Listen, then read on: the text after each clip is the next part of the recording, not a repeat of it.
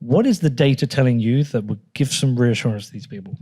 Yeah, so I think first things first, I mean, I got in at the absolute top, tippity top of the 2018 market. So much so that Coinbase's fee for Australian dollars, my first buy is above the top tick, right? You couldn't have bought higher than me.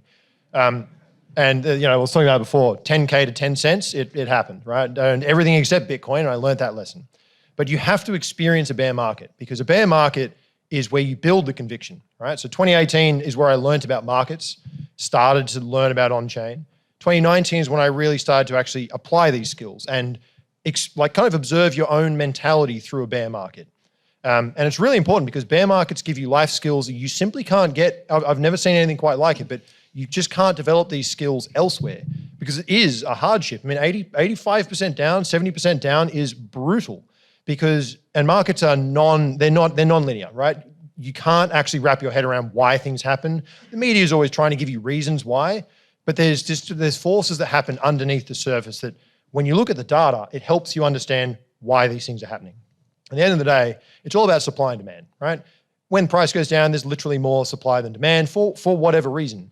In the short term, markets are a voting machine, which means they go wherever the narrative wants them to go. But over the long term, the fundamentals kick in and markets become a weighing machine. And that's where you actually start to see the long-term behavior of these assets. Now, in terms of where we currently sit, the June sell-off when 3 arrows had blown up. So Luna's gone, 3 arrows has blown up, and we're down at 17K. That is when the bottom started forming. Now, FTX was this funny kind of I would call it a hyper extension. And you can see how Bart Simpson it really was. It kind of just reversed after January. But textbook, absolute textbook Bitcoin bottom by every cycle. So what does a textbook bottom mean? Well, we look at people, I mean, in every cycle, your first cycle, you will buy high and you will sell low. Everybody does it. It's just it's part of the curve. We actually have an article about this, which talks about long-term holders for their first cycle and they get wrecked the whole way down. But then they learn. And if they stick around and you survive the bear market, you go, maybe this thing actually makes sense. This is me in 2019 being like, this thing actually makes a lot more sense. You look at the macro environment, it starts to kind of click into place. And you're like, why the hell am I buying this thing? It's just red. But eventually the thesis plays out because the weighing machine kicks in. So that bottom we hit in June all the way through to FTX. We saw two things which are really important. We look at profit and loss. We look at every coin. Where did you acquire it on chain, right? Where was your DCA level and where are we currently? That's your unrealized profit or loss. So most people can't carry a large unrealized loss. The hodlers can, and they get to a certain threshold, and we hit that almost exact level to the dot. The amount of pain that the hodlers can handle because we're price insensitive. There's a whole other side, which is how many people actually flushed out. And what we saw is a statistically significant, an absolutely enormous amount of coins got flushed out at a huge loss. And when we look at who they were people who bought the top. They weathered the entire bear market all the way to the bottom and they sold the bottom tick. This is what happens every single cycle. We can see it play out cycle after cycle in all data. And I guarantee you, if we had 10-minute block confirmations for gold or for Apple stock or for any asset, I guarantee you would see the exact same thing.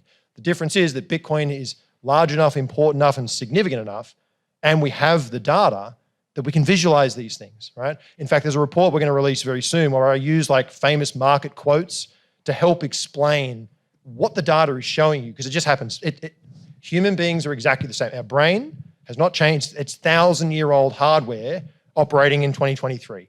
So the interest rates change, Jay Powell's mood change, all this stuff changes, but our ape brain and our response to fear and greed never changes. And that is why you can look at price charts from the 1920s and see the exact same patterns as today. So that's the miserable data, but... Well, that says that the bottom's in. Has anyone sold the bottom? That's why you're here.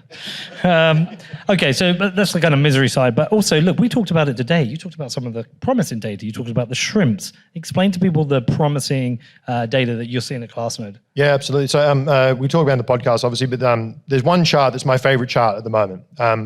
What we look is, when we talk about shrimp, right, that's people with under 1 Bitcoin. Now, that's also it's going to capture everyone who's like, if you're DCAing less than 1 Bitcoin every month, every single one of those is going to be a shrimp. So it's a big amorphous blob of normal people, right? We're not talking about Goldman Sachs. We're not talking about trading firms. We're talking about the average person.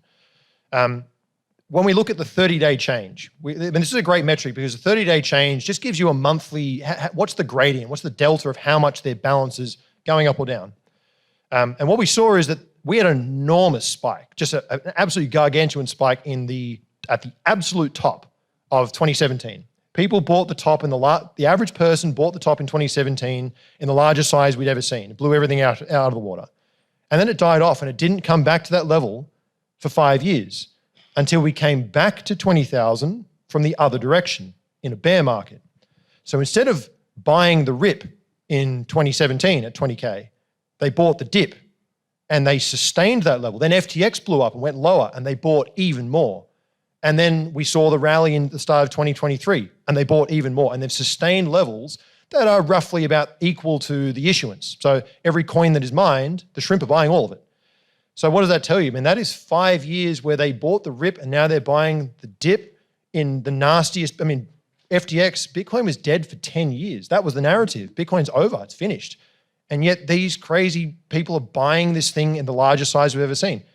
To me, that is the chart that shows Bitcoin education, the success of it over the last 5 years. People understand what they own now, why they own it. You don't step in front of the FTX train without knowing why the hell you're here, right? That takes serious guts and serious conviction. So in my view, and I mean, when you can't understand the data, right? If you're a price-insensitive hodler, and I ask this to myself all the time, when I can't read the data, do I see myself in the data? And I bought on every single one of those peaks because my conviction is like, I'm in 16K, I'll take it all day, right? So do I see myself in there? And I saw myself throughout the data. So to me, it shows that education has really kicked in and people get it. People really do understand it. I hate to be the pedantic one, but is that people buying or is that every single exchange in the world rugging them so people are going on chain and showing up for the first time? It's both. So, and a lot of this stuff, it's people taking self-custody. During the FTX event, that's clearly going to be people who are panicking left, right, and center, right? Just give me my coins off exchanges. But if you're looking at small holders, shrimp, crabs, these kind of smaller entities, if you think about it, right, most of us, I would guesstimate that there'd probably be a handful of DCA patterns. We all do kind of the same thing, right? Some of us will buy and you'll wait for a certain amount, then you withdraw. Some will buy and just immediately withdraw. Some will go to Lightning, but there'll be a couple of heuristic patterns.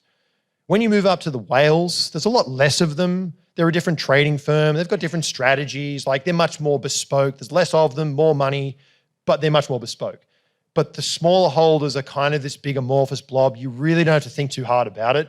A lot of the nuance actually is quite irrelevant on a relative basis. So the answer is it's there, but it's in the 5% of stuff that doesn't really matter. You can dig into it, but for what benefit?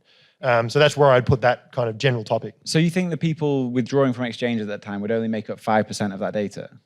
No, what I'm saying is that the people who are edge cases that would kind of defy the logic of small holders taking custody, anyone outside that bucket would be a small chunk of that. So the other way around, 95.